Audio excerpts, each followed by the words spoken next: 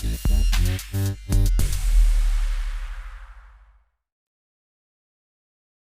Tuhan. Pastikan hari ini bila Anda dengar firman ini, jangan dengar dengan telingamu saja, tapi harusnya rohmu disembuhkan. Kenapa? Karena hadirmu di tempat ini adalah karena dipimpin oleh Roh Kudus. Dan Roh mau kita mendapat makanan rohani pada hari ini. Amin. Haleluya. Puji Tuhan. Oke. So Yohanes 15, kita baca ayat yang ke-16. Sebelum itu tajuknya apa? Yesus pokok anggur yang sejati. Amin. Sebut, Yesus pokok anggur yang sejati. Pernah dengar Yesus pokok? Sayalah cabangnya. Kitalah cabangnya. Amin. Ya, haleluya. Puji Tuhan. Jadi ayat ke-16, ulang apa yang saya baca. Saya punya dalam bahasa Malaysia, mungkin ada yang pakai bahasa Indonesia, tapi maksudnya sama saja. Ulang apa yang saya baca. Kamu tidak memilih aku, akulah yang memilih kamu dan menugaskan kamu supaya pergi dan berbuah lebat, buah yang akan tahan. Dengan demikian, Bapa akan mengabulkan apa saja kamu minta daripadanya demi namaku. Inilah perintahku kepada kamu, hendaklah kamu saling mengasihi. Kata amin. Haleluya, puji Tuhan, praise the Lord. Jadi ternyata di sini dikatakan bahwa kamu tidak memilih aku, akulah yang memilih kamu. Apa maksudnya di sini? Dalam hidup kita di dunia ini, kadang-kadang kita pikir kita boleh buat apa saja. Tapi kalau Tuhan tak panggil engkau keluar ke dunia ini, kau tidak ada. Paham kan? Amin? Dan bila Tuhan mencipta kita, Dia mau bertanggung jawab ke atas apa yang Dia cipta. Aku suruh kau dilahirkan ke dunia ini, saya akan bertanggung jawab dalam hidup. Tapi why bila kita hidup, kita rasa Tuhan tak tolong kita? Pernah rasa itu? Di saat kita membuat, kita rasa, mana Tuhan tak tolong saya? Kenapa orang lain kaya, saya tidak kaya? Kenapa orang lain sembuh, saya tak sembuh? Pernah rasa seperti itu? Ya, tapi Tuhan kata, apa yang Dia ciptakan, termasuk kita ini, Dia akan bertanggung jawab sepenuhnya. Ini karena Tuhan telah berikan kita otak berpikir, roh dan jiwa untuk merasai apa yang kita mau. So bila kita terlalu lena dengan pikiran dan hati kita jauh dari Tuhan. Paham kata amin? Jadi apa perlu Tuhan buat? Bila kau jauh dari Tuhan, seperti Adam dan Hawa, bila dia dosa, dia jauh daripada Tuhan, dia akan hidup bekerja keras, dia akan suffering karena jauh dari Tuhan.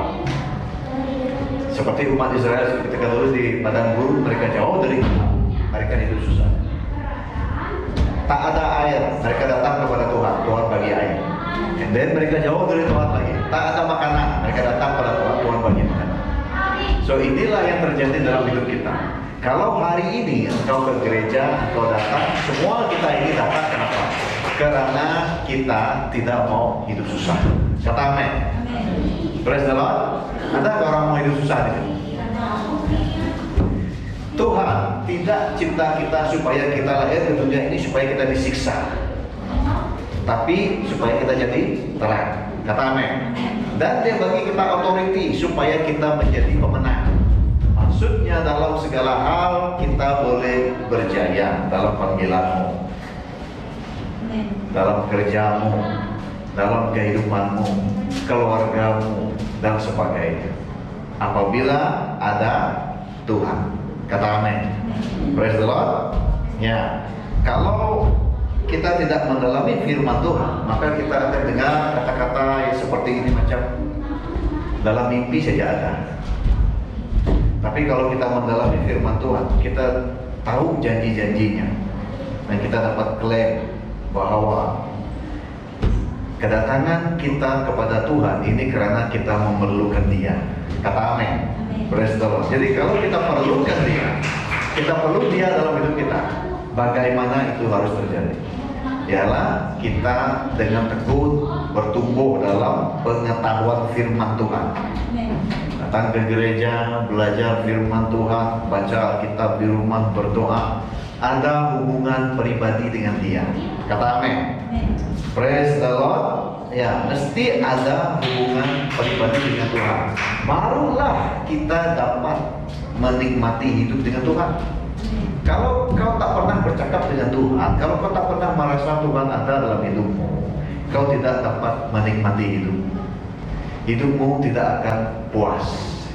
Nah, kau akan coba mencari kepuasan di dunia. Pergi berhibur cara dunia, pergi ikut cara orang, pergi pusat-pusat hiburan, tapi engkau hanya menipu dirimu sendiri. Hiburan itu sementara saja. Besok kau susah balik. Hari ini kau boleh enjoy puas-puas sampai kau tak sedar diri. Besok kau masih lagi masalah yang sama. Ada apa yang terjadi? Malah kehidupan lebih teruk, duit mau dan habis dengan lebih teruk. Tapi bila kau hidup di dalam Tuhan, Tuhan akan pimpin kau. Dalam Dia engkau harumi kehidupan. Bekerja, engkau tahu Dia ada. Di dalam Dia engkau jaga keuangan. Di dalam Dia berkat ada. Hidup saja dalam Dia. Dalam Dia engkau terpelihara. Kata amin. Masalahnya adalah kalau seseorang itu menjauhkan dirinya dari Tuhan, maka dia tidak dapat apa yang telah Tuhan sediakan bagi dia. Kata amin. Jadi maukah kau hidup di dalam Tuhan? Efesus 6 ayat 10 kata, be strong in the Lord and His mighty power. In the Lord. Selain daripada di dalam Tuhan, kau mau strong di mana? Muscle-mu besar, jangan kata kau tidak pernah stres. Kau kuat kerja, jangan kata orang kuat kerja ini tak ada masalah. Kenapa? Firman Tuhan kata, be strong in the Lord. Kekuatan tanganmu itu tak cukup. Di dalam Tuhan, kau bekerja sambil kau diberkati. Kata amin. Kerjamu berhasil. Kata amin. Kau akan dicukupkan dalam segala hal. Haleluya, praise the Lord. Jadi ayat yang ke-16 ini, kamu tidak memilih akulah memilih kamu dan menugaskan kamu supaya pergi dan berbuah lebat. Oke, berbuah lebat, buah yang tahan. Dengan demikian Bapa akan mengabulkan apa saja yang meminta daripadanya demi namaku. Ya. Kalau dalam bahasa Inggris dia kata, kau akan berbuah. Oke, kau akan berbuah. Be fruitful and glorify God. Berbuah dan memuliakan Tuhan. Kata amin. Sebut berbuah dan memuliakan Tuhan. Haleluya, puji Tuhan. Jadi lihat ya, Tuhan mau supaya Yesus pokok kita cabangnya dan kita berbuah, dan buah itu memuliakan Tuhan. Amin. Oke. Dan dia kata, segala sesuatu yang kau minta dia akan berikan. Puji Tuhan.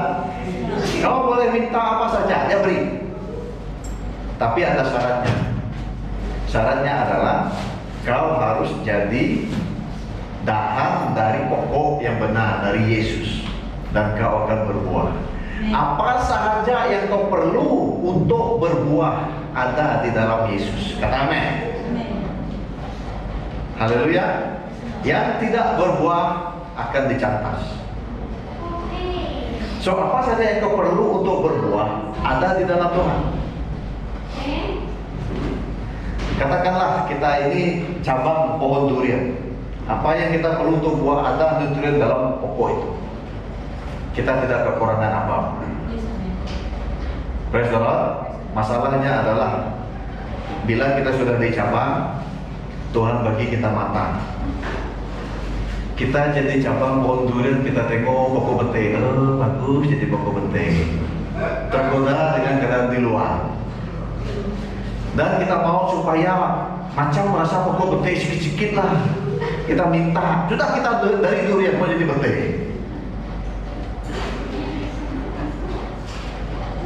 Ya, dan kita jadi tahan durian itu, kita tengok lagi pokok kelapa, kita tiup, oh steady, dia tak tumpah, gini, oh main ayun.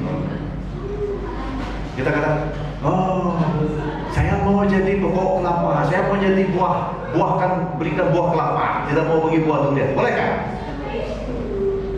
So that is your problem now. Sebab Tuhan bagi matamu sudah berhati-hati guna matamu. Paham? Ya, mata kita ini tidak berapa benar apa yang kamu lihat. Kau tidak dapat menilai sesuatu dengan matamu. Oke?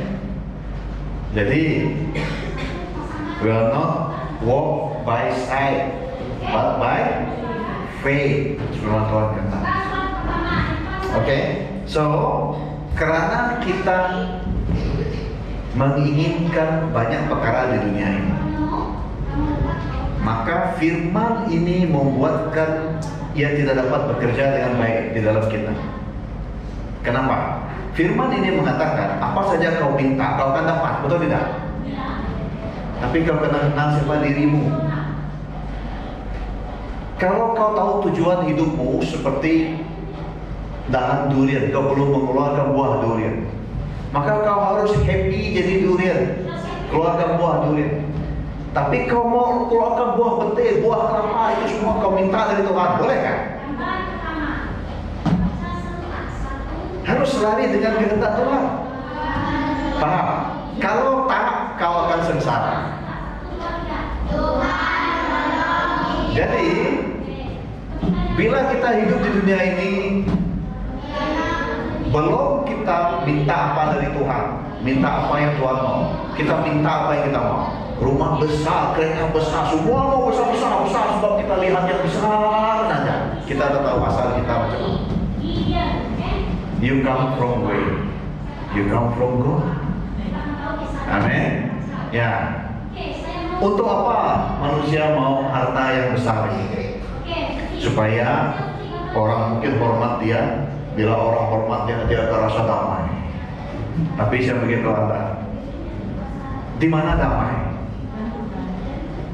Damai hanya ada dalam Tuhan. Kalau pasangan hidup itu tidak bertumbuh dalam firman Tuhan, tidak berdoa di rumah, tidak datang ke gereja, dia kata kami bahagia. I'm sorry to say, tapi dalam hati saya tahu tak ada. Kebahagiaan cuma ada dalam Tuhan. Itulah bila kita datang ke gereja, damai sejahtera Tuhan besertamu. Atau tidak? Mana-mana gereja mau begitu, damai sejahtera Tuhan besertamu. Sebab itu ada dalam kita. Hanya Roh Kudus boleh bawa damai dalam keluargamu. Selebihnya tipu. Yang kau tengok di TV cerita drama itu damai, keluarga yang bahagia. Kau tengok realitinya.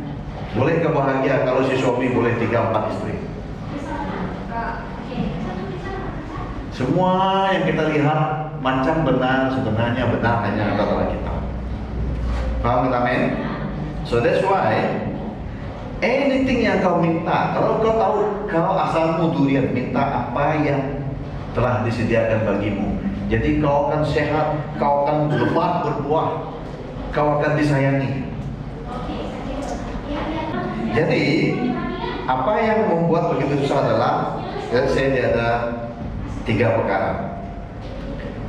1, 2, 3 perkara.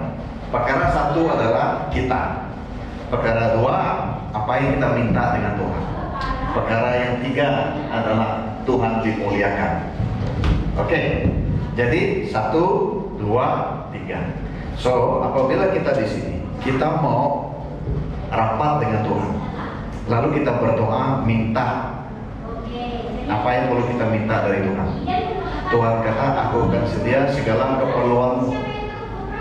What you need, I will provide. Oke? Bila kita minta apa yang kita perlu, kita akan berbuah dan memuliakan Tuhan. Tuhan sediakan. Tapi kalau kita minta apa yang kita mau, bukan kita perlu, kita mau, bolehkah Tuhan dimuliakan? Tidak. That's why Tuhan tidak jawab doa. Paham kata amin? Sebab Tuhan beri apa yang kau perlu, kau tak akan kurang untuk engkau berbuah dan memuliakan Dia. Itu motif yang sebenarnya. Apa saja yang kau minta untuk berbuah dan memuliakan Dia, Dia pasti sediakan. Haleluya. Dia pasti sediakan. Apa saja yang kau minta, whatever you need, God will provide. Tapi whatever you want, belum tentu Tuhan provide. Paham? Jadi life manusia kita lihat macam simple, tapi bahagian yang perlu dengan mau itu banyak manusia confused.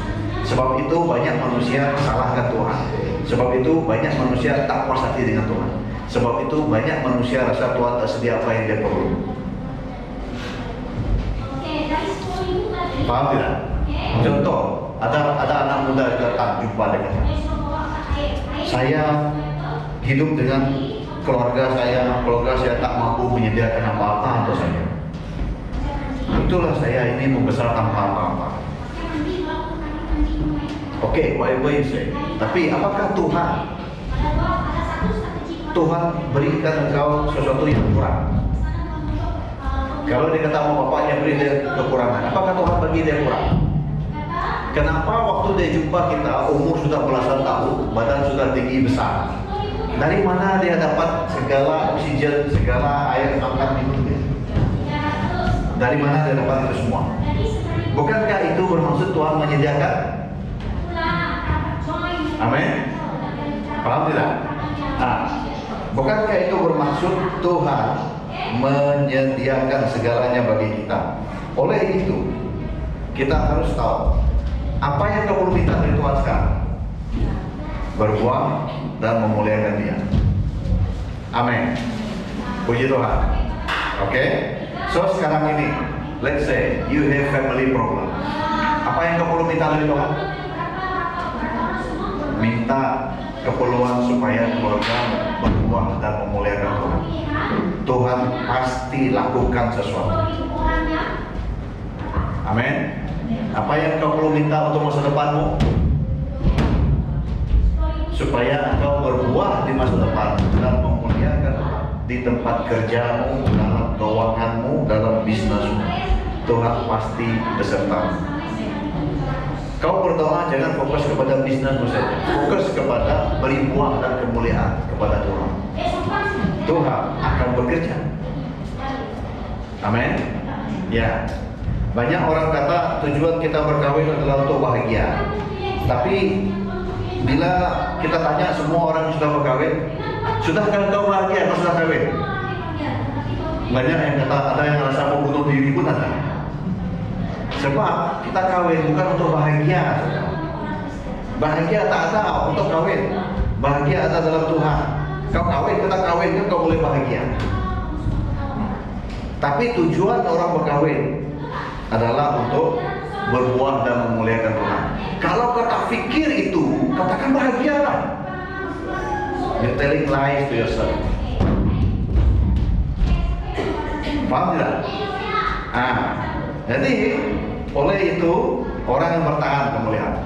Kalau dia sudah kawin walaupun pasangannya tak mengenal, dia tahu dia perlu berbuah, dia bersabar, dia tahu dia perlu, so dia bahagia bersama Tuhan, cukup. Amin. Ya, sebab hanya di dalam Tuhan hidup kita ini terjamin. Amin. Haleluya, praise the Lord. Ya. saya pernah lalui semua perkara yang saya rasa suatu ketika dulu seronok. Saya mengejar dunia ini. Orang kata kita mau jadi jutawan, kita mau jadi businessman, kita mau jadi orang kaya. Semua itu saya kejar dulu. Saya tidak tipu kamu, semua itu saya kejar. Ya. Tapi jawabannya sekarang ini baru saya tahu.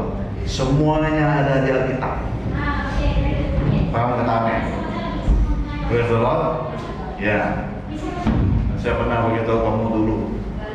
Kalau orang beli nomor Eko, saya pernah beli semua. Oke? Nah, datang counter 10.000 cash dari nomor 000 sampai 999. Saya beli semua. Besok semua nombor kena. Tak rasa puas tuh. I didn't feel any satisfaction waktu saya bisnis itu. Nothing. So you know why? Kepuasan hanya ada dalam Tuhan. Kata amin. Jadi setiap orang yang datang jumpa saya sekarang dia kata, kalau beli nomor bahagia kan? Saya kata tak payah. Gua masa kamu rugi. Oke? Alright. Jadi sekarang ini, apa yang kau minta dari Tuhan, apakah yang akan membuat kau berbuah dan memuliakan Dia? Kalau tidak, tidak akan dijawab. Oke, praise the Lord. So yang kedua, the fruits. Oke, buah-buah itu juga refer kepada pekerjaan yang baik, good works, pekerjaan yang baik. Oke, to bring glory to Him, to bring glory to Him. Oke, jadi pekerjaan yang baik adalah untuk menjadi saksi Bapa yang di surga. Hidupmu harus menjadi saksi Bapa di surga. Kata amin? Ya. Kalau kau lihat engkau harus jadi saksi Bapa di surga. Apa artinya? Artinya adalah kau tidak boleh melayani Tuhan dan berdiam diri. Kau harus melayani Tuhan dan coba membawa jiwa-jiwa kepada Dia. Amin. Haleluya, puji Tuhan. Jadi kalau engkau hanya mementingkan diri saja, you are too selfish. You cannot bring others to Him. Jadi maksudnya di sini Tuhan mau kita mula melihat dan berdoa untuk orang sekitarmu. Kalau boleh bawa ke gereja. Kata amin. Di saat Anda bawa dia ke gereja, dia mungkin boleh bawa teman dia ke gereja, maka pekerjaan Tuhan itu berkembang. Dan bila kita sudah mulai berpikir bolehkah, itu akan jadi masalah lagi. Karena Tuhan berkata, kau perlu 1 juta pun dia akan bagi asalkan itu memuliakan Dia. Paham kan amin? That's why kalau kita lihat ada hamba Tuhan ini di Amerika Serikat dulu, gereja dia kecil dengan iman. Gereja macam ini buat bata sebelah tambah besar. Lepas itu dia robohkan gereja dia jadi besar, semakin besar. Oke? So akhirnya gerejanya adalah gereja. Pada mulanya dia kata tak mampu, tak ada duit, semua tak ada. Tapi bila dia mulakan pekerjaan, semua ada. Kenapa? Karena Tuhan bekerja melalui imannya. Kata amin.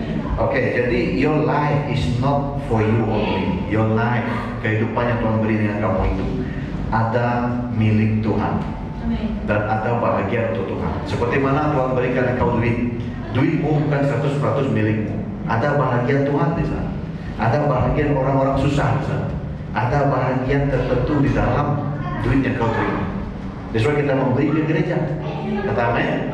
Ya, Tuhan suruh kita ada offering, ada persepuluhan, ada pemberian ke gereja. Sebab apa? Sebab duitmu itu bukan milikmu sepenuhnya. If you too selfish, maka apa yang kamu dapat akan cukup. Alright? So, begitu juga dengan kehidupanmu. Hidupmu, nyawamu itu bukan milikmu sendiri, tapi juga Amin. untuk Tuhan pakai menyelamatkan jiwa-jiwa yang lain. Amin. Amin. Haleluya, puji Tuhan. Dan seterusnya kita lihat Yohanes 15 ayat 15 itu. Tadi 16 kita lihat ayat 15. Aku tidak lagi memanggil kamu hamba karena hamba tidak mengetahui apa yang sedang dilakukan oleh tuannya. Aku memanggil kamu sahabat-sahabatku karena aku sudah memberitahu kamu segala yang telah aku dengar daripada Bapa. Kata amin. Ya, jadi Yesus tidak panggil muridnya sebagai hamba. Dia panggil apa? Sahabat ataupun kawan, friend. Kita dengan Yesus, Tuhan mau kita dengan Dia seperti kawan. Apa maksudnya? Ya, apa maksudnya? Maksudnya ada tertulis di sana. Dia kata apa? Segala yang telah aku dengar daripada Bapa, Dia telah kongsikan dengan kita. Maka kita jadi kawan Dia. Paham tak? Begitulah kita berkawan, betul tidak? Kawan adalah tempat di mana orang itu merasa dia berkawan dengan kamu, di mana dia boleh meluahkan perasaan dia boleh menceritakan ide dia, dan dia berkawan dengan kamu. Paham tidak? Betul tidak? Nah, jadi itulah ada istilah best friend, ada friend, ada best friend forever pun ada, macam-macam istilah ada. Oke, tapi Tuhan kata, if you don't have friend, it's okay because Jesus is your friend. Amen. Alright? Sebab kalau Yesus adalah kawan kita, orang yang lain adalah tanggung jawab kita untuk kita berdoa dan bawa ke gereja. Kata amin. Jadi mereka tidak lihat kita jahat. Praise the Lord. So Tuhan kata Dia mau jadi kawan kita. So kita kena tahu apa perasaan Tuhan, apa pikiran Tuhan, baru kita dapat berkawan dengan Dia. Haleluya, puji Tuhan. Ya, kalau kita tidak mau tahu apa perasaan Tuhan hari ini, kau rugi. Sebab apa? Kau akan spend 10 tahun, 20 tahun hidupmu buang masa. You not become His friend, sehingga kamu tidak dapat balik ke jalan yang benar. Jadi oleh itu kita kena ambil tahu perasaan Tuhan terhadap kita, pikiran Tuhan, baru kita boleh jadi kawan Dia. Ya, dan kita tidak perlu luahkan semua pikiranmu kepada Tuhan. Kalau kamu luah, jangan lama sangat, supaya kamu tenang. Sudah. Ya, sebab Dia sudah tahu sebelum kau luahkan. Masalahnya sekarang kita perlu tahu pikiran Dia. Bila kawan di dunia ini datang kepadamu, cerita semua masalahnya, kau akan coba menolong dan mendengar, betul tidak? Kau coba respon. Tapi bila Yesus bagi tahu pikirannya kepada kita, apa yang kita dapat? Bukan kita coba menolong dan mendengar, saudara. Kita dapat hikmat dan pengertian. Kita dapat, wah, oh begini Dia, inilah hal tuju harus saya lalui, inilah kehidupan saya, begini harus saya hidup hari ini. Saya tahu kemana arah tuju saya, masa depan saya kemana, bila ada Tuhan di dalam saya. Amin. Tak percaya, kita setelah pergi banyak jelajah iman. Banyak orang minta doa, minta Tuhan tunjuk jalan. Seorang istri datang di pintu luar itu, datang minta doa, doakan masalah keuangan kami sekeluarga. Orang yang dia pinjam duit datang minta utang, hutang ini belum bayar, hutang bank belum, dia ada bisnis sudah mau tutup, dia stres, suaminya sudah mau jatuh sakit karena stres. Saya kata bahwa suami kamu esok datang, suami datang esok. Suami yang minta doa, suami kata stres sebab tidak lama lagi rumahnya akan diambil dari bank. So dia mau jual cepat-cepat tapi belum ada orang mau beli. So you see, this type of problem kita jangan kata di dunia ini orang tak ada masalah. If you too far from God, kau tak berdoa, kau tak cari Tuhan dalam hidup, kalau lebih percaya itu, at the endingmu akan jadi sangat berbobot berat. Kamu akan merasa seperti hidup segan, mati tidak mau. Kereta kena tarik, rumah kena tarik, semua sehelai sepinggang saja tinggal. What should these people do? Tak ada. Datang kepada Tuhan. Tuhan boleh tunjuk jalan. Kata amin? Ya. Dan bila Tuhan tunjuk jalan, Tuhan akan bantu dia. Kalau dia dengan motif yang benar ingin berbuat dan memuliakan Tuhan, Tuhan akan tolong dia. Kalau tidak, pertolongan Tuhan tidak kelihatan dalam hidupnya. Bukan Tuhan tak tolong, tapi karena dia tidak paham akan prinsip, yaitu minta sesuatu yang boleh membuatkan engkau berbuat dan memuliakan Tuhan. Maka you will lose everything. Paham kata amin? Praise the Lord. Ya. Ada orang datang minta doa, tiup sudah di sini, tiup apa semua, bawa semua, perut pun sudah ada plastik di sini, sudah nyawa-nyawa ikan minta didoakan seperti itu. You might don't feel anything sebab kau rasa dirimu sehat, tapi you know, perkara ini mengajar kita jangan lambat cari Tuhan. Kalau tidak, you will be in trouble. Ya, oke. Kalau sekarang kau ada masalah, cobalah kalau kau jauh dari Tuhan, masalahmu akan double, tidak lama lagi. Double, triple akan datang. Oke? Sebab tidak ada yang dapat mengajar kau prinsip hidup yang benar. Hanya prinsip yang ada dalam kitab adalah benar. Kau belajar tinggi-tinggi sampai kau bergelar doktor, profesor sekalipun, hidupmu masih tak benar kalau tidak ada prinsip ini. Kau akan masih mengalami masalah keuangan, kau akan masih mengalami kekurangan, kau tidak terlindung dari perpecahan dalam keluarga. Semua itu. So segala education yang kita belajar di dunia ini adalah keperluan untuk kita hidup di dunia saja. Tapi hidupmu tetap bergantung kepada prinsip yang benar. Jauh dari Tuhan susah, itu saja. Dekat dengan Tuhan, dalam kesusahan kau boleh bertahan, dan Tuhan akan menunjukkan mujizat. Kata amin. Haleluya. Puji Tuhan. Ya. Jadi sekarang ini,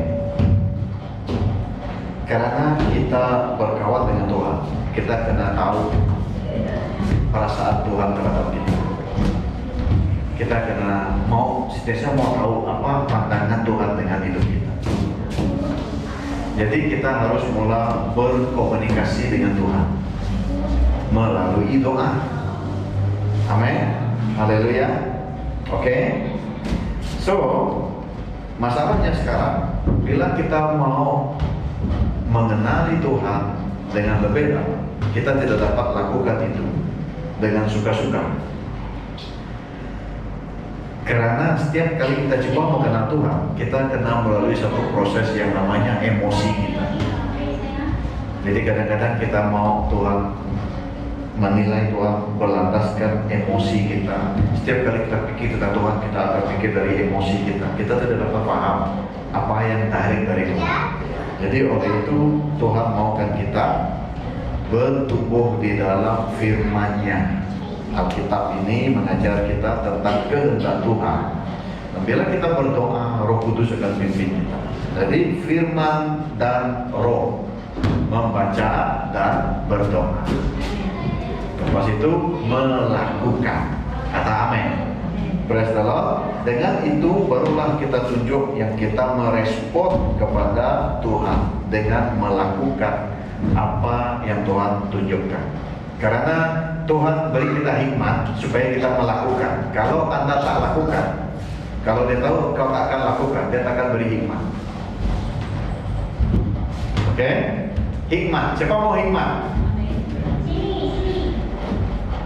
Musa di tepi laut, air laut, Dia mau bawa umat Israel berenang, semua akan mati.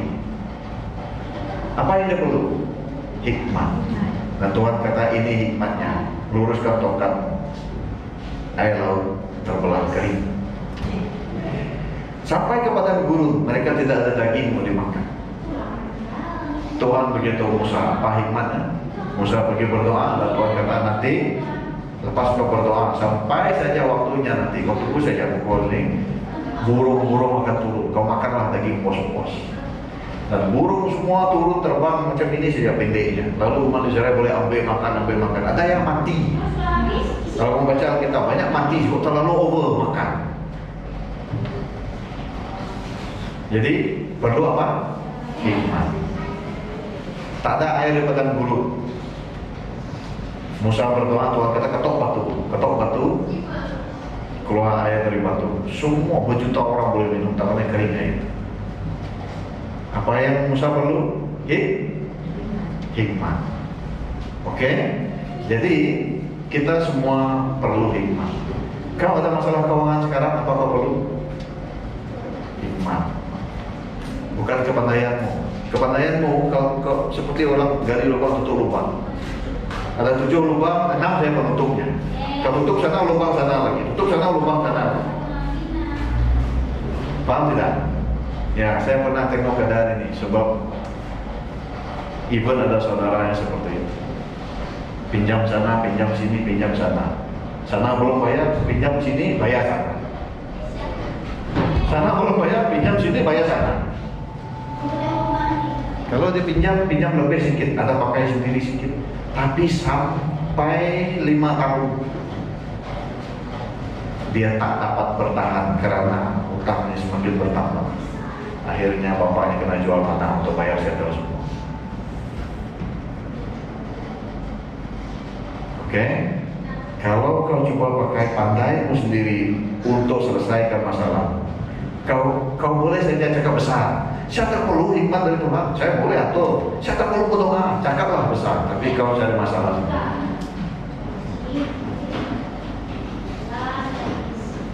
Ya? Sebab Tuhan datang dalam hidupmu. Tuhan tidak lihat masalahmu hari ini.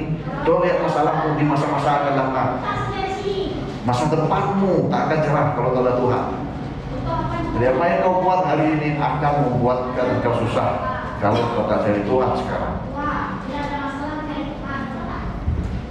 Oke, paham kata amin? Jadi Tuhan ajar kita seperti itu. Jadi sifat kita yang baca firman, berdoa untuk mengenal isi hati Tuhan. Dan Tuhan akan review dengan kita dan kita lakukan apa yang Tuhan tunjukkan kepada kita. Percayalah. Kalau kamu rasa boleh saya lakukan, Tuhan kata, bukan kau, tapi Rohku pimpin kau. Kadang-kadang kau rasa pun dah setahun kau menyertai BM Glory ini dan kau sudah lihat banyak perubahan dalam hidupmu. Paham tidak? Ya. Kau telah melihat bagaimana Tuhan memimpin engkau untuk hidup benar sehingga kau boleh lalui segala masalah hidupmu sampai hari ini kau tak menyesal pun ikut Tuhan. Amin. Haleluya. Apa yang kau bimbang, kalau kau tahu kau hidup dengan Tuhan, kau ada hubungan dengan Dia, kau beri bahagian Tuhan, kau tunjuk kesetiaanmu dalam pemberianmu, semua Tuhan tidak akan melupakan engkau. Haleluya, puji Tuhan. Praise the Lord. Jadi hari ini kita semua kena tahu ini.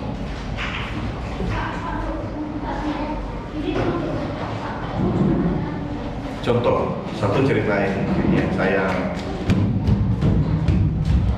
saya masih ingat ya. Ini cerita dan dikongsikan oleh waktu kami conference, ada conference di Semenanjung.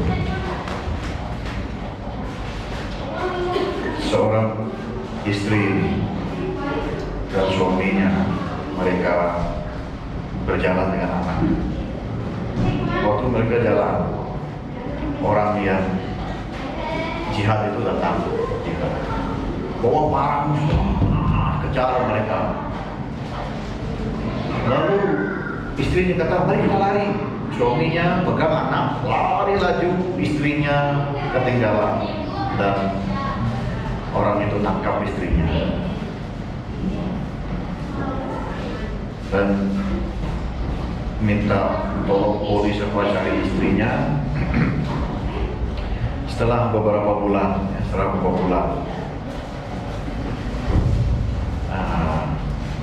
sebab mereka orang gereja juga, jadi surat datang kepada pastor di gereja. Pastor itu baca dan surat itu daripada istri lelaki tadi yang hilang. Lelaki itu masih datang ke gereja dan surat itu rahasia kepada pastor saya. Jadi pastor itu baca dan dapat surat itu dari istrinya itu. Kata sebenarnya dia sudah dibebaskan dan dia mau kembali kepada keluarga sebab dia malu karena dia adalah seorang yang ada suami, tapi waktu di camp pelarian itu dia sudah bertukar-tukar suami, sudah ditiduri oleh banyak laki-laki di sana. Dan pastor itu pun begitu suaminya kata, tidak apa, saya sanggup mengampuni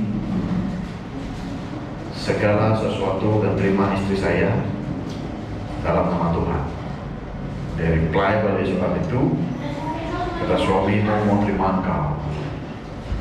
Dan surat itu datang lagi, satu lagi datang minggu, satu lagi datang. Satu lagi soalan datang dari istrinya, dia kata, saya mau kembali kepada suami, tetapi satu perkara yang membebankan ialah satu, saya sudah cek di klinik dan dapati saya mengandung anak orang-orang jihad itu. Macam manakah? Maukah suami saya terima saya? Saya balik ke gereja, pastor baca, pastor share dengan suaminya sudah perang hati. Dia kata, macam mana kalau budak itu lahir, maka saya akan sembelih dia. Sebab saya sangat marah dengan orang itu yang melakukan istri saya seperti itu. After nasihat pastor itu, dia kata, anak itu datang dari Tuhan, bukan datang dari manusia. Anggaplah salin ini perlu kau pikul. Lalu dia kata, baiklah, untuk Tuhan dia terima dan dia mau istrinya dan anak dalam kandungannya seperti anak dia sendiri. Lalu istrinya kembali kepada dia. Mereka beribadah di gereja, sudah bertahun-tahun mereka di gereja dan kehidupan mereka diberkati. So, kalau kita mau lihat seberat mana beban yang kau lalui, bolehkah kau mengampuni? Tuhan kata, apa yang datang dari dia, kau tak akan rugi. Apa yang terjadi di hadapanmu itu, anggaplah itu salib yang kau pikul. Tapi tanggung jawabmu adalah untuk berbuah dan memuliakan Tuhan. Kata amin. Untuk berbuah dan memuliakan Tuhan. Amin. Jadi dia terima istrinya, terima anak. Mulai hari itu hidup mereka diberkati. Tidak seperti sebelumnya, tapi dengan segala kelimpahannya Tuhan sediakan. Amin. Praise the Lord. Ya, jadi oleh itu saudara, apa yang dunia lihat rugi, tidak rugi bagi manusia. Apa yang dunia lihat teruk, tidak teruk bagi manusia. Kalau orang itu tahu siapa dia di mata Tuhan. Amin. Ya, jadi lihatlah keadaanmu. Barangkali kau pernah sakit hati dengan seseorang sehingga kau tak dapat memaafkan, dan keadaan itu membuatkan sampai sekarang kau ada masalah keuangan, kau ada masalah rumah tangga, kau ada masalah yang lain. Barangkali ada perkara yang engkau tidak ambil indah suatu ketika itu, membuatkan kau perlu datang ke gereja kembali. Bila di gereja seperti sekarang ini, engkau diberkati dan engkau telah menerima benih yang baik, yaitu firman Tuhan. Amin. Haleluya, puji Tuhan.